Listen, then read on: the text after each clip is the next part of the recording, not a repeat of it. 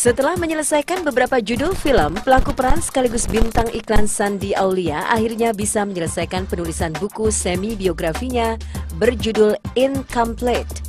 Selama menulis perjalanan karirnya ini, bintang film Evil, I'm in Love ini mengaku tidak menemukan kendala berarti.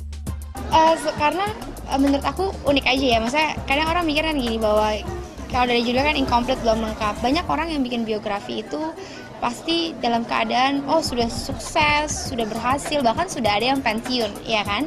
Lalu dia menceritakan bagaimana perjalanan karirnya, bagaimana dia proses, atau mungkin orangnya sudah almarhum, misalkan dituliskan oleh orang lain, atau dia sudah tua secara usia gitu.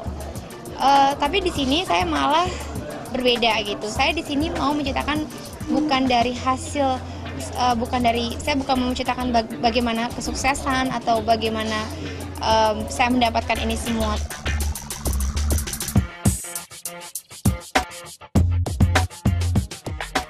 Meski banyak mengangkat sisi kisah hidupnya, Shandy menolak bukunya disebut biografi. Shandy menyebut jika buku yang ditulisnya lebih tepat disebut sebagai rangkuman dalam menjalani proses hidup. Jauh sebelum buku tersebut ditulis, Shandy sudah lebih dulu meminta izin suami lantaran ada kisah masa lalunya yang diangkat. Pastinya izin suami itu pasti. Saya akan menceritakan karena kan ada beberapa hal masa lalu yang dibawa kembali. Saya menceritakan, tapi kan sebelum pacaran juga dia sudah tahu semua gitu. Tapi mungkin ini secara dalam penceritaan, dalam penulisan gitu.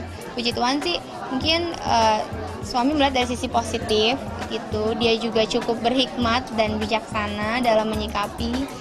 Dan dia lihat bahwa ini bukan sesuatu, buku itu bermacam-macam ya, kalian setuju. Bahkan biografi pun banyak yang bilang, ada nggak yang buka-bukaan. Dan terkadang buka-bukaan itu bukan menjadi satu hal yang positif juga bagi si pembaca.